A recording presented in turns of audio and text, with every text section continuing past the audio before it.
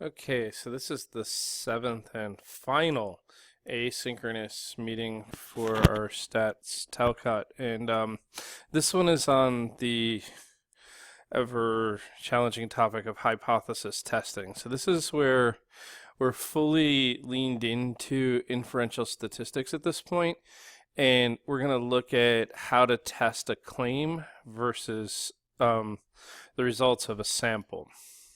So the first thing to recognize here is in every single hypothesis test, you have two competing hypotheses. We have a null hypothesis and we have an alternate hypothesis. Now, most people will use the 0 for the null hypothesis. I use an A for the alternate. Some people will use an H sub 1. It's the same thing. So you can see both. Now, this one is always an equivalence statement. So the null hypothesis, no matter what's going on, is always an equivalence statement. So it could be a, what do you call it? A percentage, a proportion of the population with a percent, or it could be the mean of a population is equal to some number, right? So this would be, that's bothering me. Okay, so this one would be used in a qualitative situation. This one would be used in a quantitative situation. But it's when you have the null hypothesis, it's always an equal sign. The alternate hypothesis is dependent upon your claim. So this will either be a not equal, a less than, or a greater than. It could be a proportion to a percentage, or it could be a mean not equal to, less than, or greater than to some number. The big key here is that the null hypothesis and the alternate hypothesis cannot both be true simultaneously. It is possible that neither of them are true. However, if one of them is true, the other one must be false. Okay, so which pairing is dependent upon the claim? Okay, so you have three possible circumstances here. The easiest type of claim is when you have equivalence. Okay, so we could say, I think the example I gave there was 35% of the voters are likely voters plan to vote for Donald Trump. Okay, so when you have equivalence, the null hypothesis itself is the equivalence statement, right? So the null hypothesis is the equivalence statement, and the alternate hypothesis takes the form of the strict inequality. Okay, so in this example, we're doing a qualitative measure, the measure of whether or not someone supports Donald Trump. And then, so this is a proportion of the population, and either 35% do or it's some other number. So this is an example of an equivalence statement. So that's case one that could happen is equivalence. All right, so the second case over here is what happens when, so ultimately later on we're going to call this a two-tailed test. We'll get into why that is later on. Okay, so the second type is if you have a less than statement, right? So less than, right? Here, the statement is going to belong to the alternate hypothesis. Okay, so let's say the average age of a person who tests positive for COVID is under 55, then that's a less than statement. The average is less than 55. But then we're going to make the null hypothesis just equivalence. Okay, so here the claim lies at the null hypothesis, here the claim lies at the alternate hypothesis, and this is what we're going to call a left-tailed test. Okay, so in the left-tailed test, we reject the null when the response is in the left tail of the curve. Okay, so if you think about this one here, not going too deep into this, is in the center, we're going to fail to reject the null, and we're going to reject in one of the two tails. Here, because we only reject the null when the alternative is in play, this is where we're going to reject. And if we're over here anywhere else, we're going to fail to reject the null. So this is why this one's called a left-tailed test. Okay, so in the in the greater than situation, so that's the third one, right? It's just like the less than situation, but it's going to be the other way around, right? So I think the example I gave there was 40% of all GFS students leave campus during the school day during a given week. So this is a proportion because that's a qualitative statement. So we're going to say more than 40%. The alternate is going to be 40%. This is the claim. And this one we're going to reject over here. So we reject the null over here. We failed to reject the null over here. So this one is a right tail test. Okay, so if the null is possible, then the claim is not supported. That's the trick here. Usually when we're testing a claim, it's reasonable, right? So either the null is in the claim or it's not. If it's an unreasonable claim, like if you get a data set and we're working off this 40% thing here, and the data set says like, you're below 40%, right? So if your data comes up with like something like 25%, then of course that claim is ridiculous because you just got a sample that says, well, the mean could be to the proportion could be to the left. But see, the question is like, if I got I did a sample of data and I got like 41%. Does that mean that the proportion has to be bigger than 40 for the whole population? So that's where it gets a little tricky. So it's only when when there's a reasonable chance of rejecting the null, that's when we start getting into this. So if we have a reasonable chance of rejecting the null in the correct direction, then is the only reason to even do a hypothesis test to begin with. All right, so we're going to start with these cases that are qualitative rather, the ones that are claims about proportions, because they're a little bit simpler.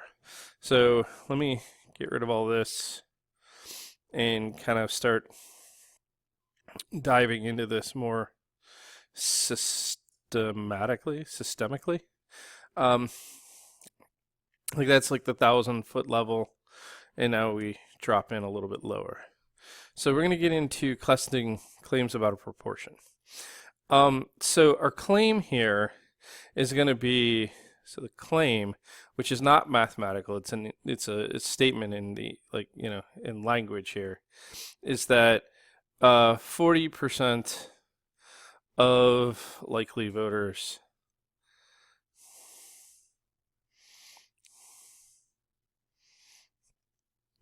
support Biden. Okay, so there's our claim. 40% of likely voters support Biden. All right, so we want to find out whether or not that's going to be this. So we're going to take a sample. So this is our stats, and our sample is going to be of 100 people.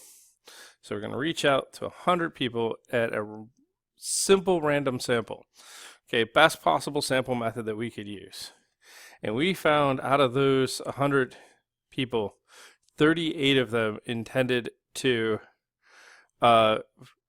vote for Biden, right? So our p hat is 0.38. Okay, so we took our sample of 100 people. We found 38 out of 100 of them are intending to vote for Biden. Okay. Now, it could be that you could go to a population of where 40% are Biden supporters, grab 100, and 38 of them say, yep, I'm voting for Biden. That could be the case. Or it could be that that number's too low. That, like, you know what? 38's actually wiping out the possibility of 40. And now the question is like, to what level of precision? How confident do we want to be in our conclusion here? Because this is one of the downfalls of statistics, is that we don't actually get to say, yep, we know this for certain. So what we're going to do is we're going to go for statistical significance here, which is 5%. So that we have a 5% chance of being wrong.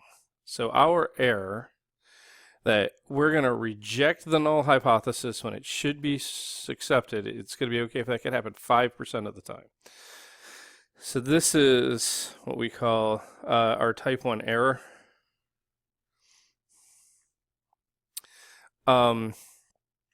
Another way of writing this is as our confidence. The confidence that we have in our conclusion is we are 95% confident. Right, it's only a 5% chance that we got it wrong. All right, so that's usually better than most political polling, right? So like the polls that were predicting Clinton to beat Trump were in the 70-75% range of confidence, which meant that there was a 30 to 35% chance that those polls could be wrong. And in fact, they were. So that's kind of how that played out. It's not that the statistics was off. It was that people's reading of the precision of the polls was a little bit skewed. And, you know, in the end of the day, it fell into that 25 to 30% chance of error that the polls were not quite where they should be. All right, so I'm going to do a little deep dive here, because this could go both ways. Okay, so our error could either be off to the left or off to the right. So what we do is we put 2.5% of the error here and 2.5% of the error here. We put it on each side. So this is why this is a two-tailed test. Okay, so we have to set up our hypotheses. Our hypothesis is that the proportion of the actual population is 40%. The alternate hypothesis here, because this is an equivalence statement, is that it would not be 40%. Okay? And statistically, we got our sample statistic to say that it was 38%. Okay, so this is where those sample distributions came up. This one, this p hat, belongs to a distribution, which, because our sample sizes are over 40, right? So remember this, your sample size is over 40 here, right? You get the central limit theorem in there, which now tells me that this distribution should be a normal distribution. If I take samples from this distribution, it should be a normal distribution where the mean is equal to p, which is 40%, where the standard deviation of the sample distribution should be p times q over n square root, right? Okay, so let's play that out. My mean of the sample distribution is 0.4. My standard deviation for the sample distribution is square root of 0.4 times 0.6 over 100, which, let's go grab the calculator because I'm not doing that in my head. Right, let's clear everything out because we did a bunch of work there. Right, so we go 0.4 times 0.6, right? That gives me 24 divided by 100, which is going to give me 2.4, or 0.0024, and then we take the square root of that, which is making my standard deviation like I don't know, 0.049-ish, I think is what I put in the notes. Let's see, is that what I gave you? Yeah, it's 0.490, right? Once we rounded. All right, so what does this mean, right? Like, all right, so what I want to do is invert the norm, right? So I need the scores that correspond to these two boundaries, right? So I need the corresponding score to this one and to that boundary, right? So let's actually go in there and do that. So we go in, we go second vars, invert the norm. We want 0.25, right? 2.5% to the left of that one, with a mean of 0.4 and a standard deviation of 0.049. We paste, and it tells me my lower bound is my lower bound here is 0.303, about 304, right? Thereabouts. Okay, awesome. And then we're going to do the same thing, but if we think about this, this one is going to have 25%, 2.5% to the right. So this is going to be 0.975, right? Which is 0.4. Same thing there. We cut, we paste. And this one, this score here, the upper bound is, whoops, let's go back to that main screen, is 0.496, which means that it is, I have a 95% chance that if I took a sample of a population, if I took a sample of a population whose mean was 40%, then the sample should lie between 30.4 and 49.5. And lo and behold, my 38% sample fits right in there. Okay? So what does that mean? That means, in the end, that I fail to reject the null hypothesis. Okay? Because if we had a population who has a mean of 0.4, and I took a sample of 100, I am 95% confident that I could grab a sample where 38% out of 100 people would be in that range. And in fact, the samples that I could grab are pretty straightforward here. It's like the only thing I could grab is anything between 31 and 49 people. So if I grabbed a sample between 31 and 49 people, then I could be pretty confident that it's okay to say that 40% of the voters are Biden supporting. I'm like 95% confident with that statement. If I'm below 31, there's no way that this could happen.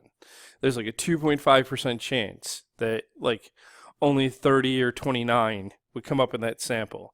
Or if I am above 49, so like if I have 50, 51, there's only a 2.5% chance that they would be that high. So this is, a way to get at this. Now, that's like lots of math deep dive into theory.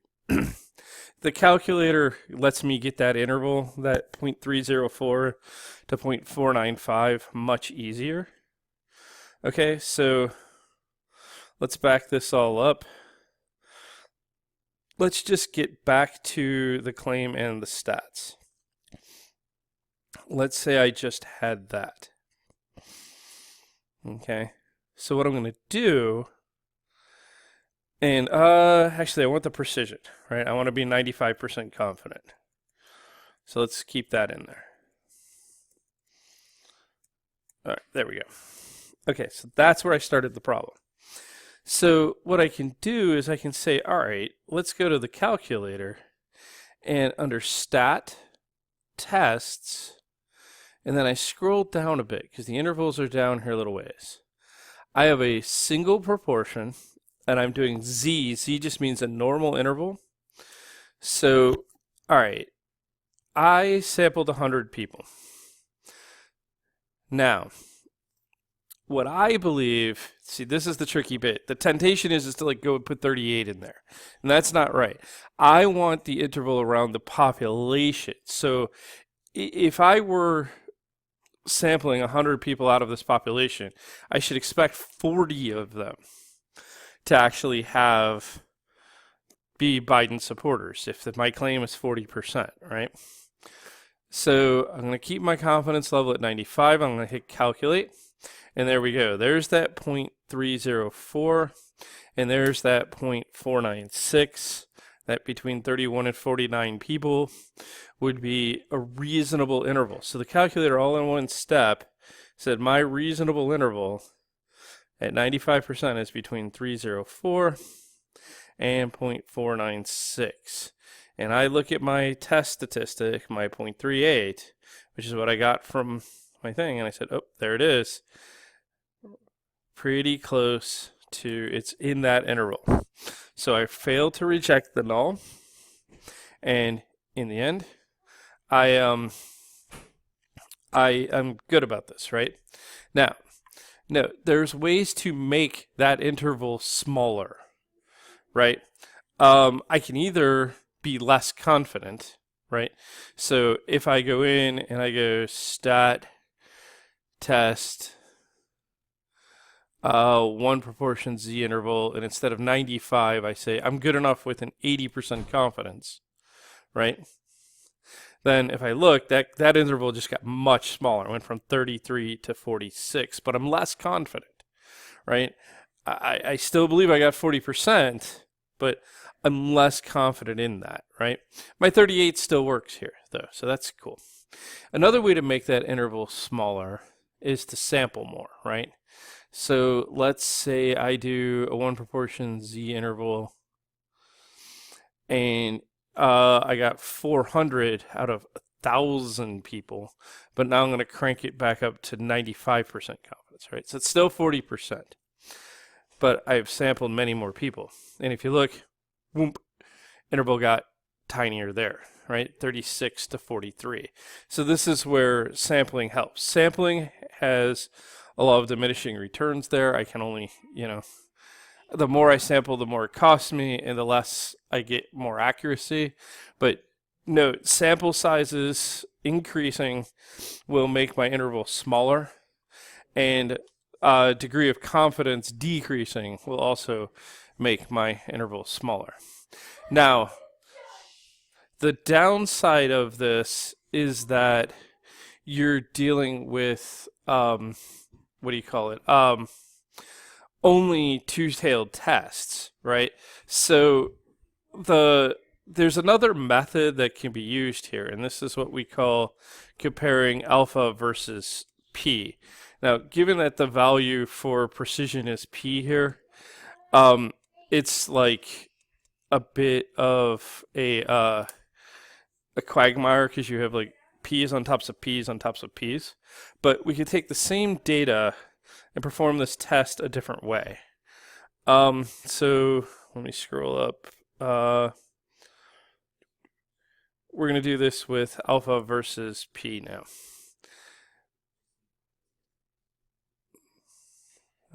There we go.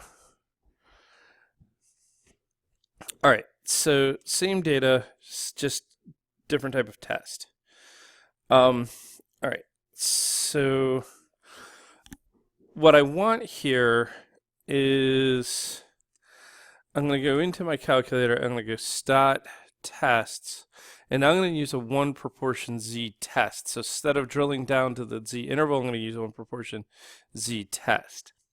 Now, the test statistic is against 40, right?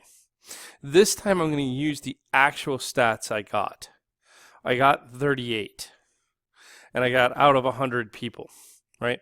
Now, this is a two-tailed test. The alternate hypothesis is a not equal.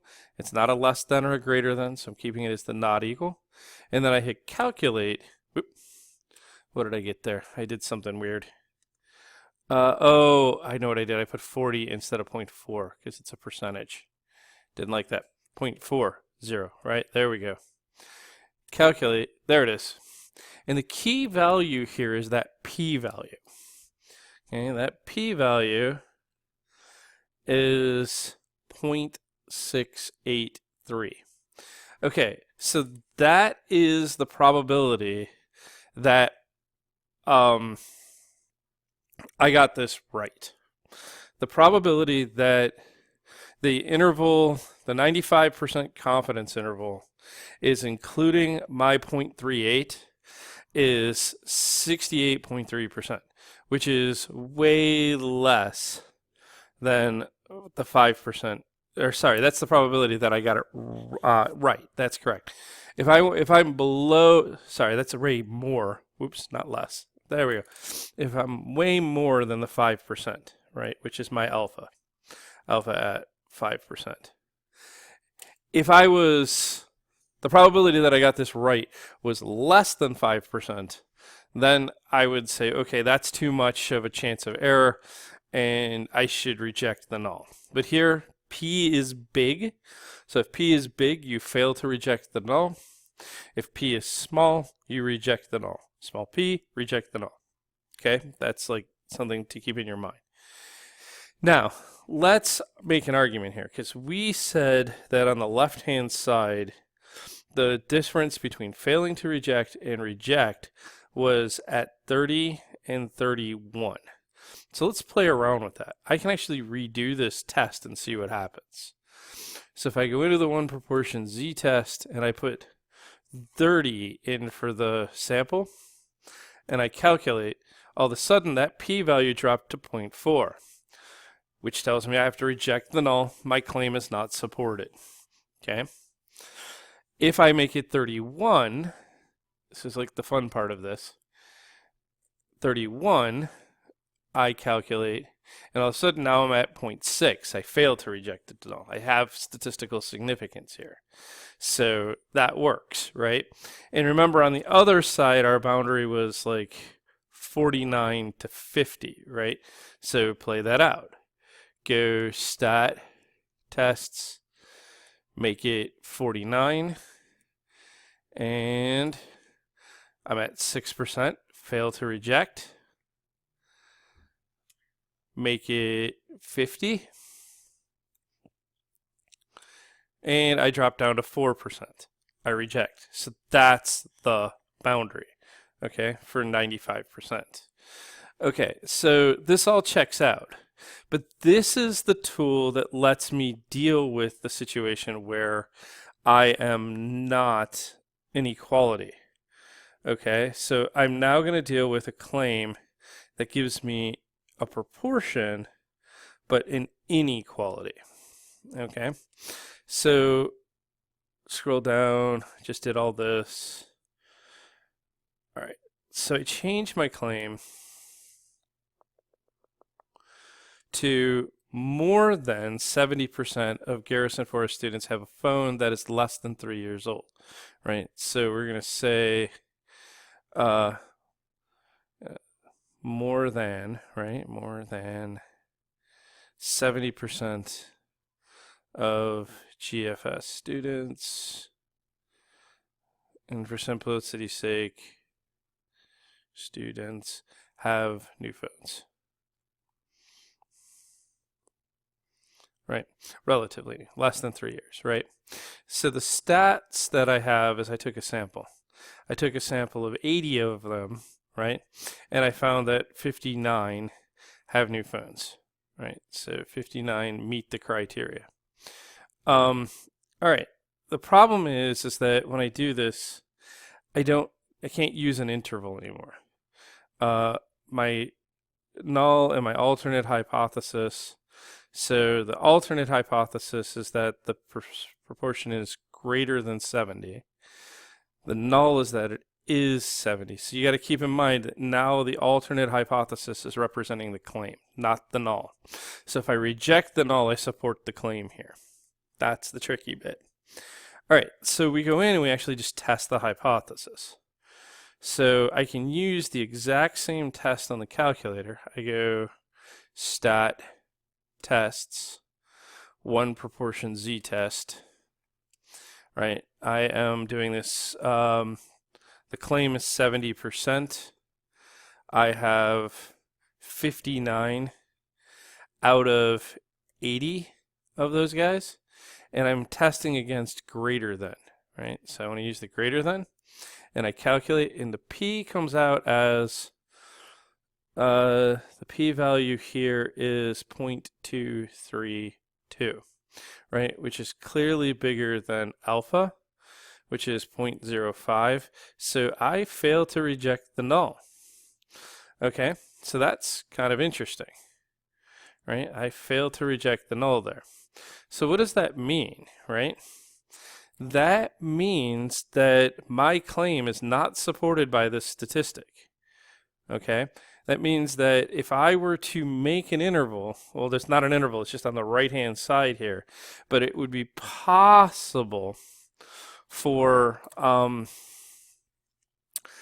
us to actually have a population that was only 70% or less than 70% and still get this 59 out of 80, right?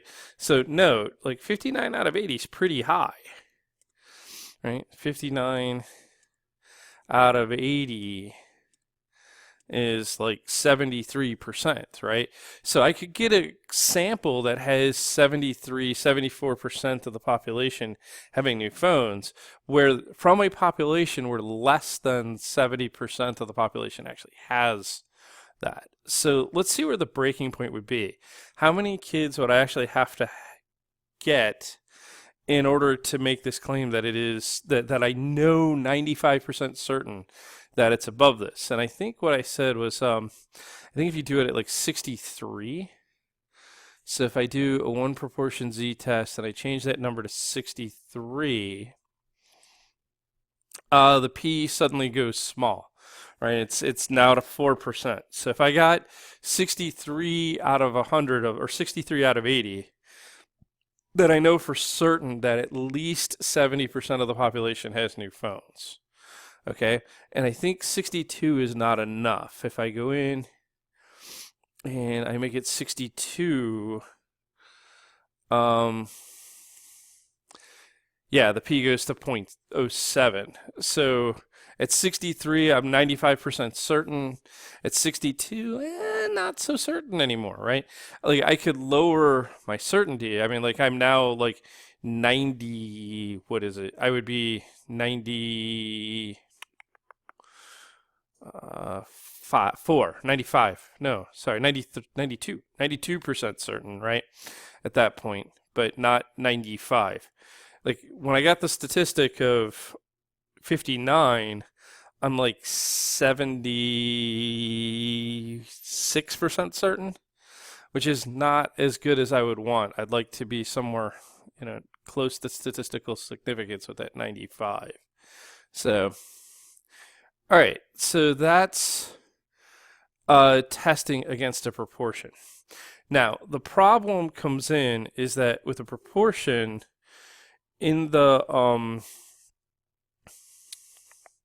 what do you call it? The sampling distribution, the mean of the proportions, the sample proportions is equal to the proportion. That's fine. I've got the p, and the standard deviation of the sample proportions is equal to square root of p times q over n, which this is all data I start with, right? I have the p. There's the 70, that's the p. I have the n, and q is just 1 minus p. Those are all things I could get. When I turn this to be a claim about a mean, I get a problem. The mean of the sample means was just the mean of the population, which that's fine. That's what I'm testing against. But it's the standard deviation of the sample means is equal to the standard deviation of the population over the square root of n. This is my problem. Unless I know a whole lot about that population, I don't know the standard deviation. I just don't know it.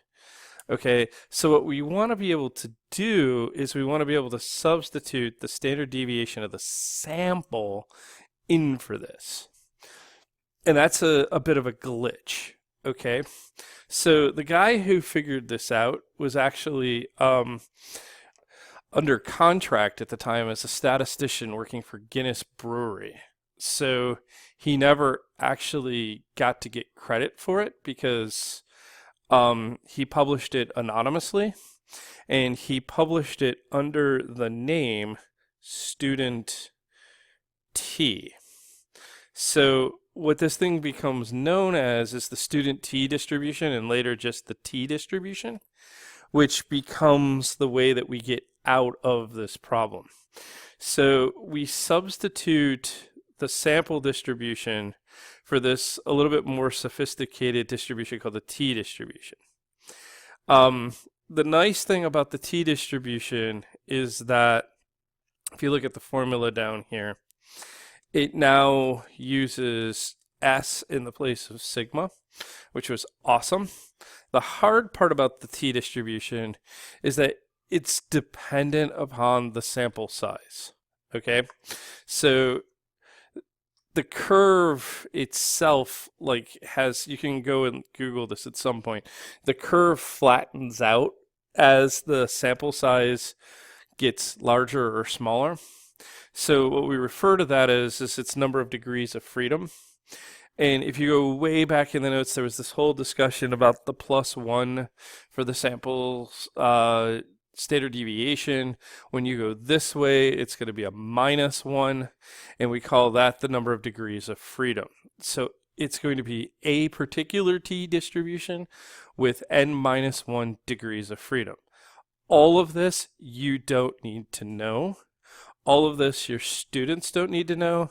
They need to know that you cannot use the Z interval in the Z test unless you know the population standard deviation. So what you do is you substitute in the T interval in the T test for this because it works with the sample standard deviation.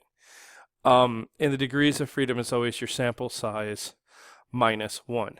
Now, if some unknown reason you happen to know the population standard deviation and not its mean, which is like one of the weirdest situations on earth because this never happens, then you can use the Z interval in the Z test, but you can't normally. Okay, so let's see how this plays out, like kind of doing the deep dive like we did before. It won't take us as long this time because we've like thrown down some of the footing, right? So let's say that we make a claim, and our claim is that the average height of an adult woman is 64 inches, which I actually believe is true, right?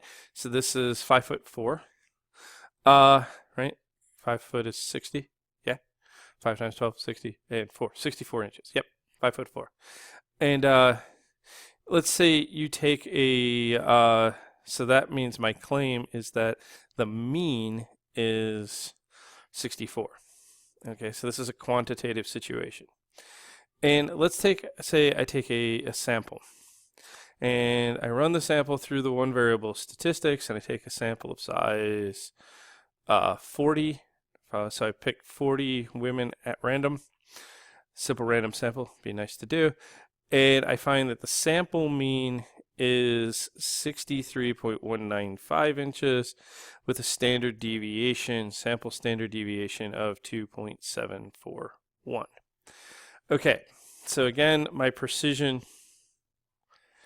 is going to be alpha at 0.05, or another way of saying that is 95% confident.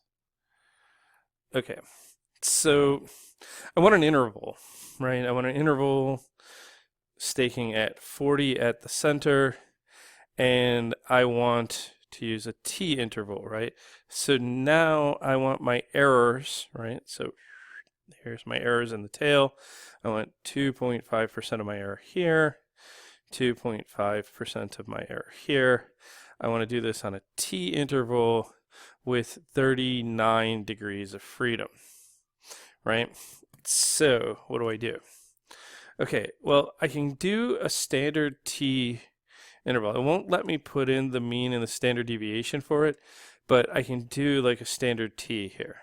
So I go invert the t, which is number 4, right?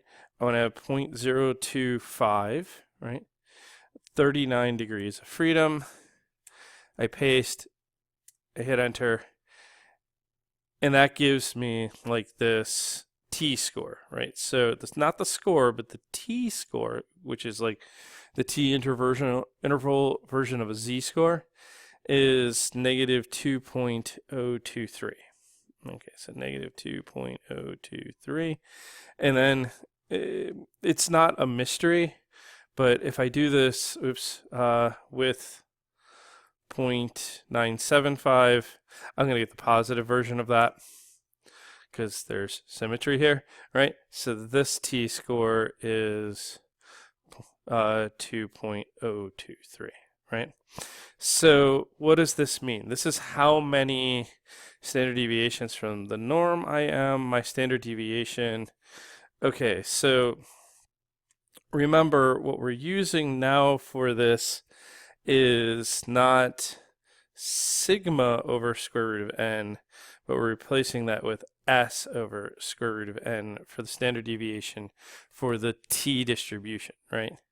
So I'm going to take negative 2.023. I'm going to multiply that by my s, which was 2.741, and I'm going to divide that by the square root of 40 is my sample size, right? And then I'm going to add 40 because I'm shifting this to 40 being the center instead of 0. And that means that the score that pertains to here, wow, that's kind of cool. The score that pertains to here is 39.123. Don't do that. Okay, 1, 2, 3. And then I need the score that pertains to this one, which instead of a negative out front, I need a positive, right? So that's going to make this one 40.877, right? And lo and behold, my sample mean was 63.195. Oops. Ooh, don't want my center at 40. Ah, my center shouldn't be at 40. Where should my center be? My center should be at 64, right? These are going to be wrong. They're going to be wrong by a little bit. So let's fix those. There we go. Instead of 40, we should be adding 64, which makes the big one, there we go, 64.877, nice. And then the little one, we're adding 64, makes this one, there we go. Nope, got the same one back. We gotta go back further. Let's just do this and add a negative at the beginning.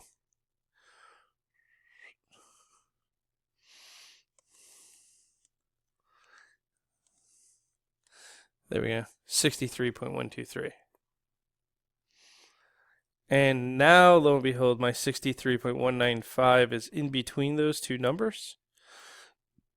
So I fail to reject the null, and I accept the claim that 64 inches is in play. Okay, so same exact deep dive, but now you're doing this with this wonky t interval with 39 degrees of freedom. Good news. Calculator helps me here. I can create that interval without all of this mess, right? So remember, it's 63,123, 64,877. So I'm going to back this way up, and I'm going to create that whole interval without having to do all of this. Okay, so I go stat tests, and I'm going to scroll down to the t interval, which is number 8, t interval. I'm using statistics. You could actually throw a data list in there and have it do it. And remember, my interval has to be 64. I know that like you want to put the 63.195 there because it says X bar. And granted, if you want to build a confidence interval around a sample, you could do this, but I want to build the confidence interval around where the sample should lie. So that's going to be 64. The standard deviation of the sample was 2.741. The size of the sample was 40, right? 40 is large enough to trip the central limit theorem, so that's good. And the heights are probably normally distributed anyway, so that wouldn't have mattered. 95-degree confidence interval, and there's those numbers, 63.123 and 64.877. I look, my 63.195 is on that interval. I fail to reject the null hypothesis. I accept the claim that the average height of women is 64. This sample supports, I don't accept the claim, the sample supports that claim. Okay, so, all right, can I play this game with alpha versus p? Absolutely, right? I can do the exact same thing. I go stat tests, and now I'm going to do a t-test. Note, when I did the t-interval, did I have to put in the 39 degrees of freedom? No, I just put the sample size was 40, and it did the math for me. Same thing with the t-test. You're just going to put in the sample size. You're going to be good. Okay, we're doing statistics. We're testing against a mean of 64. This time our sample was 63.195. We're putting it all in. The standard deviation still 2.741. The sample size is 40. I have a not equal is my alternate hypothesis, right? So remember, my null hypothesis here should be that the mean is 64. The alternate hypothesis here should be that the mean is not 64. This is a two-tail test. I calculate, and there we go. P is at 0.07, which is bigger than 0.05. I failed to reject the null, so my sample supports my claim. Huzzah. There you go. All right, so let's kind of process down a little bit here.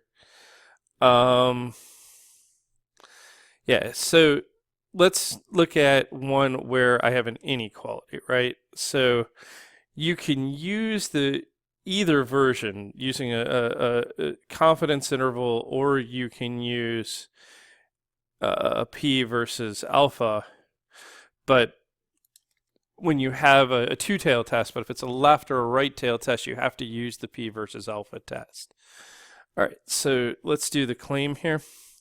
Most of our Coke bottles, little plastic ones, are marked 12 fluid ounces, right? So the claim is that you get more than this, because if you were the consumer and you got less than 12 fluid ounces, you'd be upset.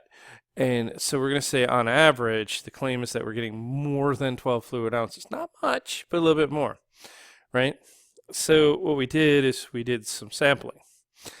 And we went and we grabbed 36 Coke bottles, right? So we sampled 36 of them.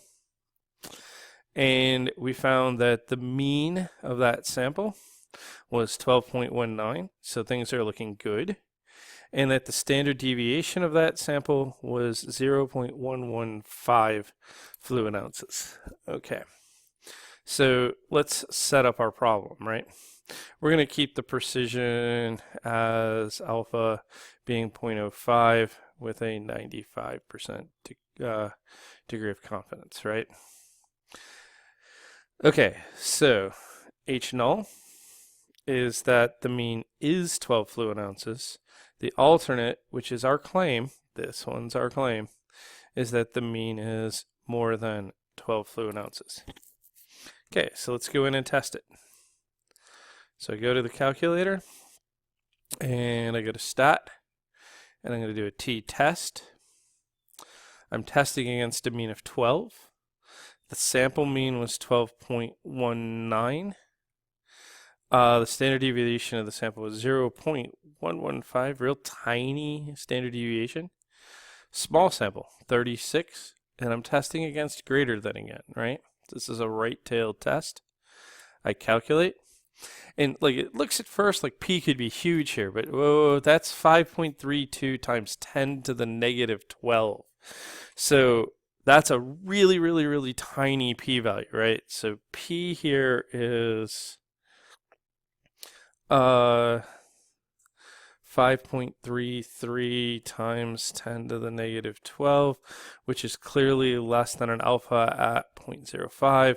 So it is statistically significant. I'm 95% confident that the population in which this sample came from are bottles that have more than 12 fluid ounces on average. All right, so that's how that all gets worked out. This is the tricky bit, and I made this like chart here for you guys, and it kind of like goes through all the possible scenarios.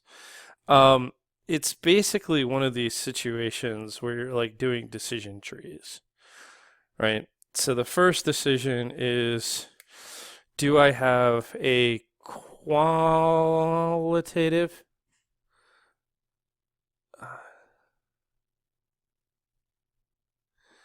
situation, or do I have a quantitative, right?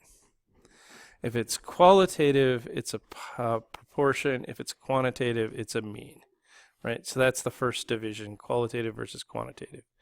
And then is it an equal to statement, a less than statement, or a greater than statement, right?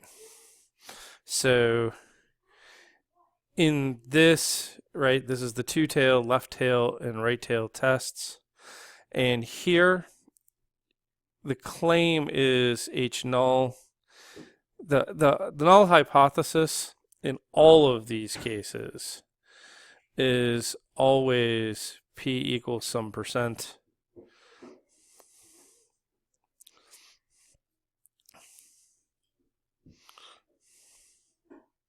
In all of these cases, the null hypothesis will be mean is equal to some number.